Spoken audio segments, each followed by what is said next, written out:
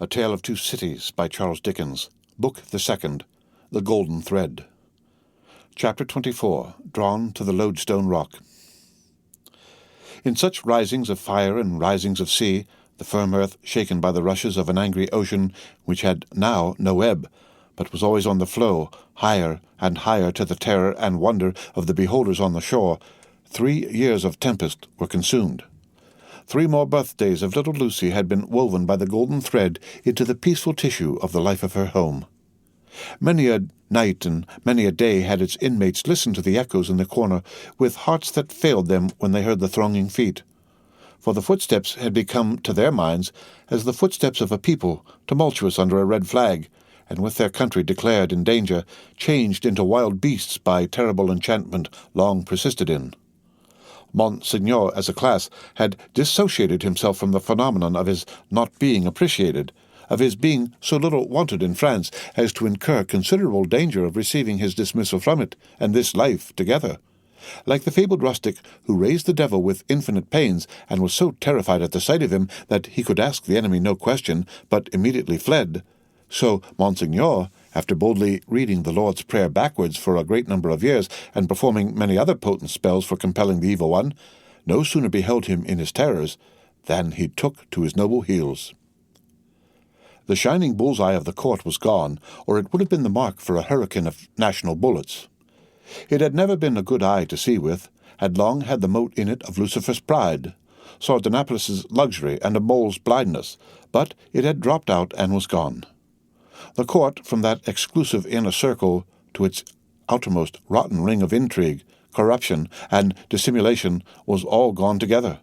Royalty was gone, had been besieged in its palace, and suspended when the last tidings came over. The August of the year 1792 was come, and Monseigneur was by this time scattered far and wide. As was natural, the headquarters and great gathering-place of Monseigneur in London was Tellson's Bank. Spirits are supposed to haunt the places where their bodies most resorted, and Monseigneur without a guinea haunted the spot where his guineas used to be. Moreover, it was the spot to which such French intelligence as was most to be relied upon came quickest. Again, Tellson's was a munificent house, and extended great liberality to old customers who had fallen from their high estate. Again, those nobles who had seen the coming storm in time, and, anticipating plunder or confiscation, had made provident remittances to Tellson's, were always to be heard of there by their needy brethren, to which it must be added that every newcomer from France reported himself and his tidings at Tellson's almost as a matter of course. For such variety of reasons, Tellson's was at that time, as to French intelligence, a kind of high exchange, and this was so well known to the public, and the inquiries made there were in consequence so numerous, that Tellson's sometimes wrote the latest news out in a line or so, and posted it in the bank windows for all who ran through Temple Bar to read. On a steaming, misty afternoon, Mr. Lorry sat at his desk, and Charles Darnay stood leaning on it, talking with him in a low voice.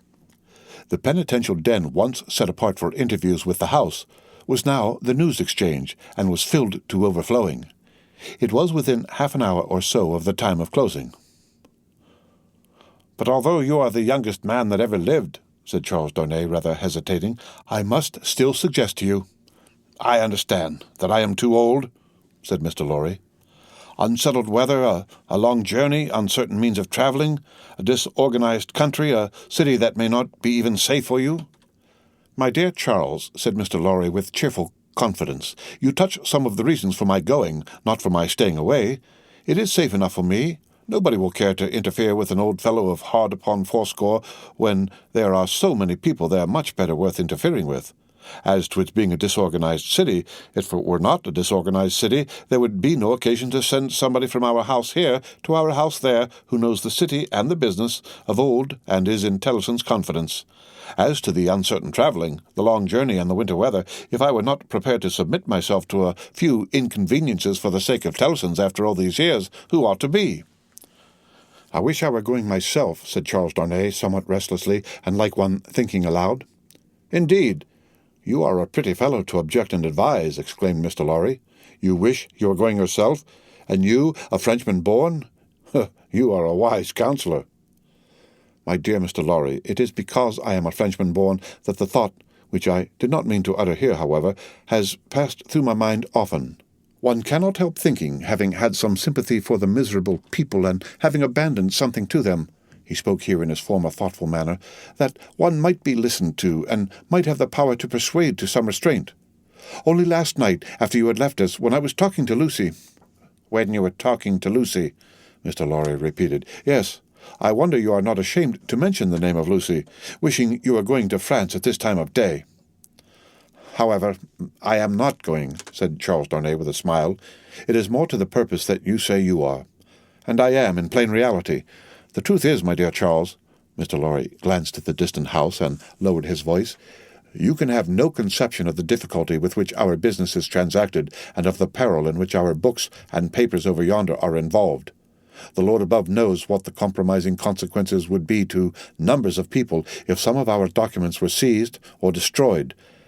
And they might be at any time, you know, for who can say that Paris is not set afire today or sacked tomorrow?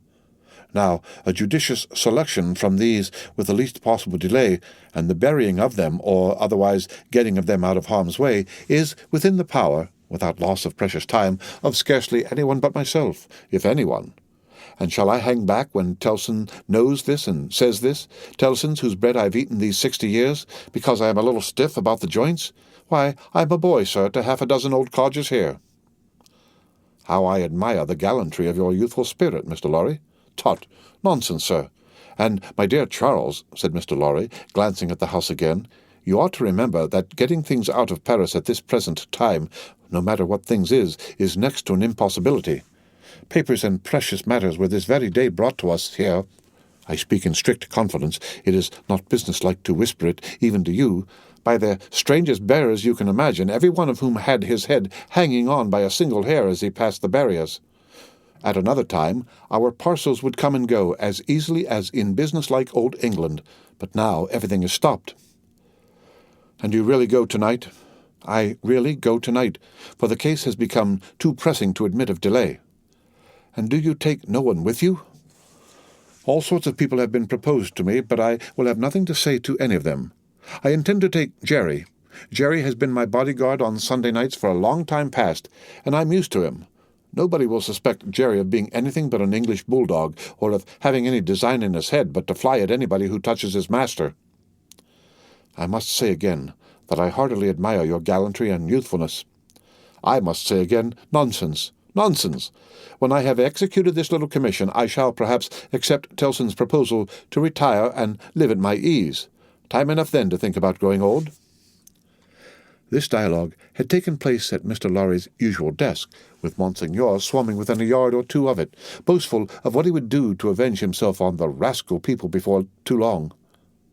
It was too much the way of Monseigneur under his reverses as a refugee, and it was much too much the way of native British orthodoxy to talk of this terrible revolution as if it were the only harvest ever known under the skies that had not been sown, as if nothing had ever been done, or admitted to be done, that had led to it, as if observers of the wretched millions in France and of the misused and perverted resources that should have made them prosperous had not seen it inevitably coming years before, and had not in plain words recorded what they saw. Such vapouring, combined with the extravagant plots of Monseigneur for the restoration of a state of things that had utterly exhausted itself and worn out heaven and earth as well as itself, was hard to be endured without some remonstrance by any sane man who knew the truth. And it was such vapouring, all about his ears, like a troublesome confusion of blood in his own head, added to a latent uneasiness in his mind, which had already made Charles Darnay restless, and which still kept him so. Among the talkers was Stryver of the King's Bench Bar, far on his way to state promotion, and therefore loud on the theme, broaching to Monseigneur his devices for blowing the people up and exterminating them from the face of the earth, and doing without them, and for accomplishing many similar objects akin in their nature to the abolition of eagles by sprinkling salt on the tails of the race. Him Darnay heard with a particular feeling of objection, and Darnay stood divided between going away that he might hear no more, and remaining to interpose his word when the thing that was to be went on to shape itself out. The house approached Mr. Lorry, and, laying a soiled and unopened letter before him, asked if he had yet discovered any traces of the person to whom it was addressed. The house laid the letter down so close to Darnay that he saw the direction, the more quickly because it was his own right name. The address, turned into English, ran, "Very pressing, to Monsieur heretofore the Marquis Saint-Evremont of France, confided to the cares of Messrs. Tellson and Company, bankers, London, England." On the marriage morning, Dr. Manet had made it his one urgent and express request to Charles Darnay that the secret of this name should be, unless he, the doctor, dissolved the obligation, kept inviolate between them. Nobody else knew it to be his name. His own wife had no suspicion of the fact. Mr. Lorry could have none. "No," said Mr. Lorry, in reply to the house. "I have referred it, I think, to everybody now here, and no one can tell me where this gentleman is to be found." The hands of the clock verging upon the hour of closing the bank, there was a general set of current of talkers past Mr. Lorry's desk. He held the letter out inquiringly, and Monseigneur looked at it in the person of this plotting and indignant refugee, and Monseigneur looked at it in the person of that plotting and indignant refugee, and this, that, and the other, all had something disparaging to say in French or in English concerning the Marquis who was not to be found. "Nephew, I believe, but in any case degenerate successor of the polished Marquis who was murdered," said one. "Happy to say I never knew him." "A craven who abandoned his post," said another. "This Monseigneur had been got out of Paris, legs uppermost, and half suffocated in a load of hay some years ago." "Infected with the new doctrines," said a third, eyeing the direction through his glass in passing. "Set himself in opposition to the last Marquis, abandoned the estates when he inherited them, and left them to the ruffian herd. They will recompense him now, I hope, as he deserves." "Hey!" cried the blatant Stryver. "Did he, though? Is that the sort of fellow? Let us look at this infamous name." "Damn the fellow!" Darnay, unable to restrain himself any longer, touched Mr. Stryver on the shoulder and said, "I know the fellow." "Do you, by Jupiter?" said Stryver. "I am sorry for it." "Why, Mr. Darnay, do you hear what he did? Don't ask why in these times." "But I do ask why." "Then I tell you again, Mr. Darnay, I am sorry for it. I am sorry to bear you putting any such extraordinary questions. Here is a fellow who, infected by the most pestilent and blasphemous code of devilry that ever was known, abandoned his property to the vilest scum of the earth that ever did murder by wholesale, and you ask me why I am sorry that a man who instructs youth knows him? Well, I'll answer you. I am sorry because I believe there is contamination in such a scoundrel. That's why." Mindful of the secret, Darnay with great difficulty checked himself and said, "You may not understand the gentleman." "I understand how to put you in a corner, Mr. Darnay," said Bully Stryver, "and I'll do it. If this fellow is a gentleman, I don't understand him. You may tell him so, with my compliments. You may also tell him from me that after abandoning his worldly goods and position to this butcherly mob, I wonder he is not at the head of them. But no, gentlemen," said Stryver, looking all round and snapping his fingers, "I know something of human nature, and I tell you that you'll never find a fellow like this fellow, trusting himself to the mercies of such precious protégés. No, gentlemen, he'll always show 'em a pair of clean heels very early in the scuffle and sneak away." With those words and a final snap of his fingers, Mr. Stryver shouldered himself into Fleet Street amidst the general approbation of his hearers. Mr. Lorry and Charles Darnay were left alone at the desk in the general departure from the bank. "Will you take charge of the letter?" said Mr. Lorry. "You know where to deliver it?" "I do." "Will you undertake to explain that we suppose it to have been addressed here on the chance of our knowing where to forward it, and that it has been here some time?" "I will do so. Do you start for Paris from here?" "From here, at 8. I will come back to see you off." Very ill at ease with himself and with Stryver and most other men, Darnay made the best of his way into the quiet of the temple, opened the letter, and read it. These were its contents. "Prison of the Abbaye, Paris, June 21st, 1792. Monsieur heretofore the Marquis. After having long been in danger of my life at the hands of the village, I have been seized with great violence and indignity, and brought a long journey on foot to Paris. On the road I have suffered a great deal, nor is that all. My house has been destroyed, razed to the ground. the crime for which I am imprisoned, Monsieur, heretofore the Marquis, and for which I shall be summoned before the tribunal and shall lose my life, without your so generous help, is, they tell me, treason against the majesty of the people, in that I have acted against them for an emigrant. It is in vain I represent that I have acted for them, and not against, according to your commands. It is in vain I represent that, before the sequestration of emigrant property, I had remitted the imposts they had ceased to pay, that I had collected no rent, that I had had recourse to no process. The only response is that I have acted for an emigrant. And where is that emigrant? Ah, most gracious Monsieur heretofore the Marquis, where is that emigrant? I cry in my sleep, where is he? I demand of heaven, will he not come to deliver me? No answer. Ah, Monsieur heretofore the Marquis, I send my desolate cry across the sea, hoping it may perhaps reach your ears through the great bank of Tilson known at Paris. For the love of heaven, of justice, of generosity, of the honour of your noble name, I supplicate you, Monsieur heretofore the Marquis, to succour and release me. My fault is that I have been true to you. O Monsieur heretofore the Marquis, I pray you, be you true to me. From this prison here of horror, whence I every hour tend nearer and nearer to destruction, I send you, Monsieur heretofore the Marquis, the assurance of my dolorous and unhappy service.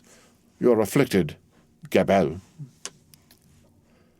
The latent uneasiness in Darnay's mind was roused to vigorous life by this letter. The peril of an old servant, and a good one, whose only crime was fidelity to himself and his family, stared him so reproachfully in the face that, as he walked to and fro in the temple, considering what to do, he almost hid his face from the passers-by. He knew very well that in his horror of the deed which had culminated the bad deeds and bad reputation of the old family house, in his resentful suspicions of his uncle, and in the aversion with which his conscience regarded the crumbling fabric that he was supposed to uphold, he had acted imperfectly. He knew very well that in his love for Lucy, his renunciation of his social place, though by no means new to his own mind, had been hurried and incomplete. He knew that he ought to have systematically worked it out and supervised it, and that he had meant to do it, and that it had never been done. The happiness of his own chosen English home, the necessity of being always actively employed, the swift changes and troubles of the time which had followed on one another so fast that the events of this week annihilated the immature plans of last week, and the events of the week following made all new again, he knew very well that to the force of these circumstances he had yielded. Not without disquiet, but still without continuous and accumulating resistance, that he had watched the times for a time of action, and that they had shifted and struggled until the time had gone by, and the nobility were trooping from France by every highway and byway, and their property was in course of confiscation and destruction, and their very names were blotting out, was as well known to himself as it could be to any new authority in France that might impeach him for it. But he had impressed no man. He had imprisoned no man. He was so far from having harshly exacted payment of his dues that he had relinquished them of his own will, thrown himself on a world with no favour in it, won his own private place there, and earned his own bread. Monsieur Gabelle had held the impoverished and involved estate on written instructions to spare the people, to give them what little there was to give, such fuel as the heavy creditors would let them have in the winter, and such produce as could be saved from the same grip in the summer, and no doubt he had put the fact in plea and proof for his own safety, so that it could not but appear now. This favoured the desperate resolution Charles Darnay had begun to make, that he would go to Paris.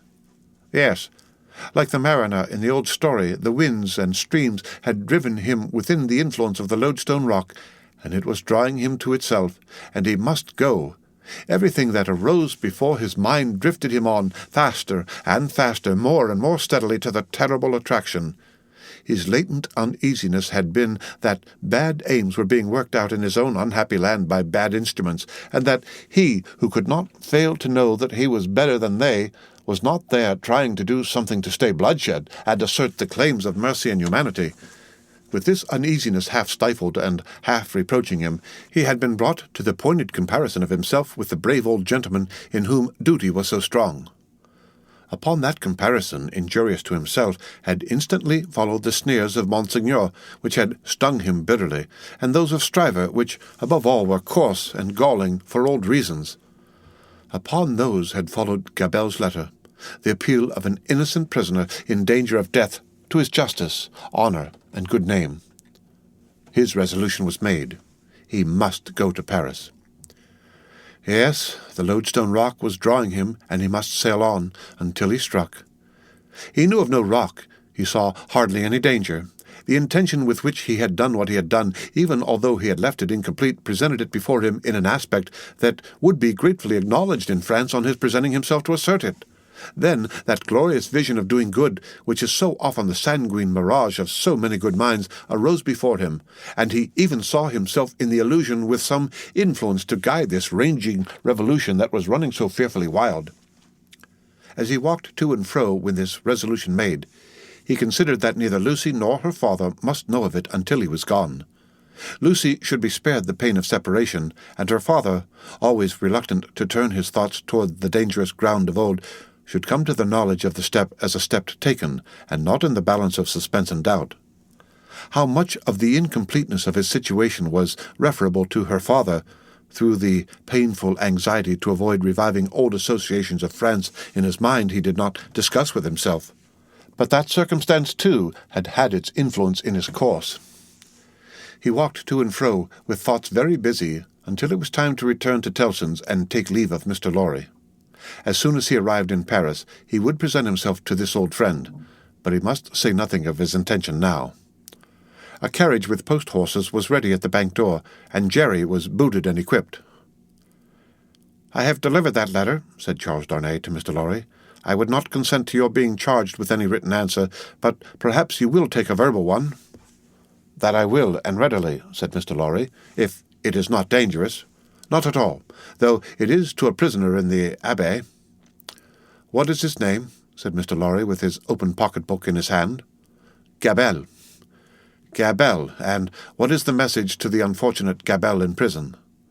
"Simply that he has received the letter and will come." "Any time mentioned?" "He will start upon this journey tomorrow night." "Any person mentioned?" "No."